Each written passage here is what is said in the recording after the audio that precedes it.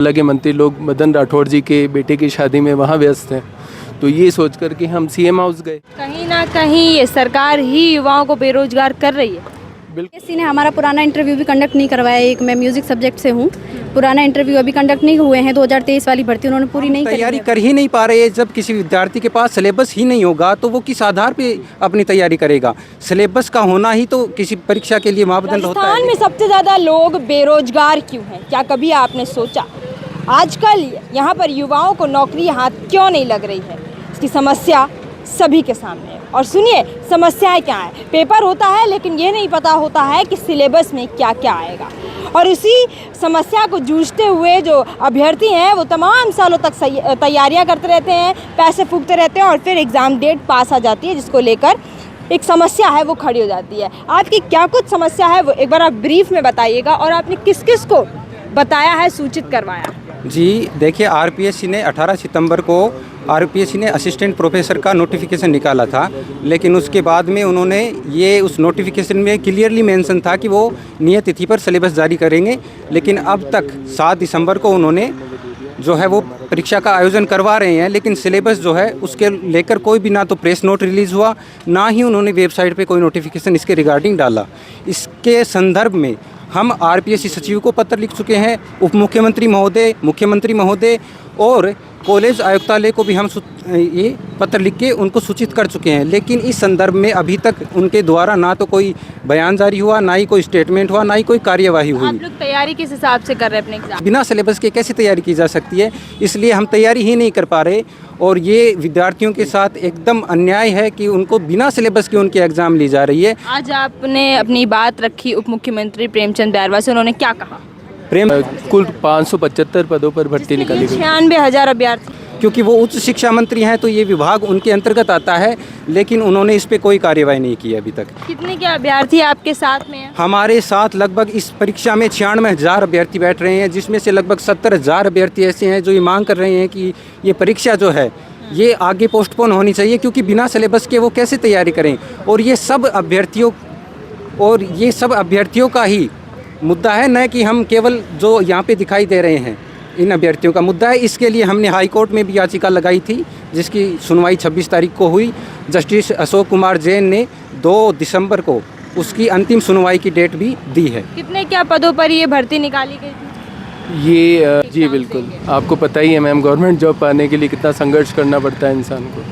एक सरकारी ठप्पा लगने के लिए 575 पदों के लिए 96,000 अभ्यर्थी। अब आप ये देखिए, ये लड़ाई हम लड़ रहे हैं, उसके बावजूद भी आरपीएससी इस तरीके से व्यवहार कर रही है कि जैसे वो भर्ती एक दिखावे के लिए कर रही है। उसको ये मतलब नहीं है कि कोई ज्वाइन करे चाहे नहीं करे, उसको ये है कि बस हमने भर्ती निकाल दी, हमने इतने पदों की भर्ती निकाली थी, इतने आवेदन हो गए, अब उसमें सेलेक्ट कितने हुए उससे उसे कोई वास्ता नहीं है।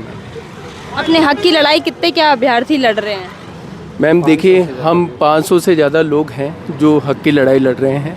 हम उनके प्रतिनिधि बनकर यहाँ पर आए हैं, क्योंकि ज़्यादा लोगों को अंदर एंट्री नहीं है मैम। तो आप लोग अभी कहाँ कहाँ जा चुके हैं और क्या क्या आपको जवाब मिलता है जब आप कई सारे मंत्रियों के पास जाते हैं? देखिए मैम, सुबह मैं आज की बात करता हूँ। सुबह हम यहाँ पे आए थे, जनता दरबार की सूचना थी, हम 8 बजे पहुँच गए थे, लेकिन पता चला कि मंत्री, तो ये सोच कर के हम सीएम हाउस गए।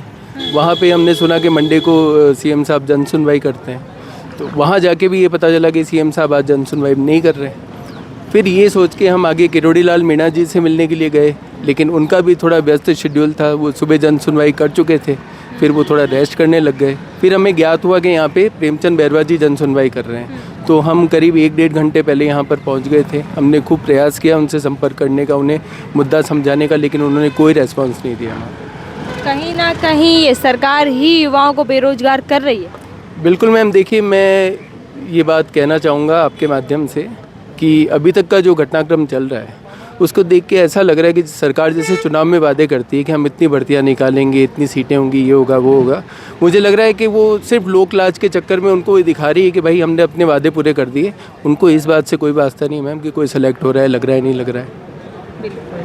क्या कुछ आप कहना चाहोगी? आज के समय में महिला अगर नौकरी करती है बहुत बड़ी बात होती है, और आप लोग तैयारियां करें उसके बाद दर दर भटक रहे, सिलेबस नहीं है। आप देखिए, बहुत सारी प्रॉब्लम्स फेस करनी पड़ती हैं महिलाओं को वैसे भी। तो जो आरपीएससी, सबसे मेन बात तो ये है कि आरपीएससी अपनी जो खुद का एडवर्टीजमेंट जारी किया है उसमें उसने जो भी नियम दिए हैं उनका वो उल्लंघन कर रही है सबका क्रम से, ठीक है। उनके विरुद्ध हमने बहुत सारी चीज़ें, उनके विरुद्ध क्या, उनको भी हमने सूचित किया है समय समय पर, परंतु उन्होंने कोई जवाब नहीं दिया है। उसके उनके घर वालों को ये बात पता चली तो उन्होंने क्या रिएक्ट किया? उन्होंने यही दिया कि भाई और नया ये इन्होंने एग्ज़ाम दे रहे हैं और इसको भी ये सारे नियमों का उल्लंघन करके करवा रहे हैं। तो घर वाले भी निराश हैं कि भाई इस तरह से नहीं होना चाहिए। हायर एजुकेशन में हम इतना मेहनत करते हैं, हमारी पीएचडी भी हम करते हैं, इतना सब, तो फिर उस तरह से नहीं होना चाहिए हमारे साथ कम से कम। आपके घर वालों ने क्या रिएक्ट किया? मेरे घर वालों ने, उन्होंने तो यही कहा कि अगर आपका फॉर्म रीसबमिट हुआ है, मैंने अभी जस्ट रिसेंटली नेट क्वालिफाई किया है, तो मेरे पास तो बहुत कम टाइम है, तो और सिलेबस भी नहीं है, तो इस बीच में मेरे को वो चाहिए कि भाई थोड़ा टाइम मिले मेरे को, और क्या है जो सिलेबस है वो मिले, उस हिसाब से हम अच्छे से कोचिंग कर पाएँ और अपना टेस्ट वगैरह दे के अपना कंप्लीट कर पाएँ, पर वो नहीं पढ़ा रहे हैं। घर वाले भी ये सोचते हैं कि तैयारी करते करते तो थके जा रहे हैं अभ्यर्थी, लेकिन उनके बच्चों को कहीं ना कहीं एग्ज़ाम्स में फ़ेल कर दिया जाता है, नकल हो जाती है, या फिर सिलेबस ही नहीं दिया जाता है। हाँ, सिलेबस तो सबसे पहले जो जारी होना चाहिए था वो सिलेबस ही है, लेकिन क्या करें, आरपीएससी जो रूल भी चेंज करती है और फिर सिलेबस भी जारी नहीं करती है बोलने के बाद भी।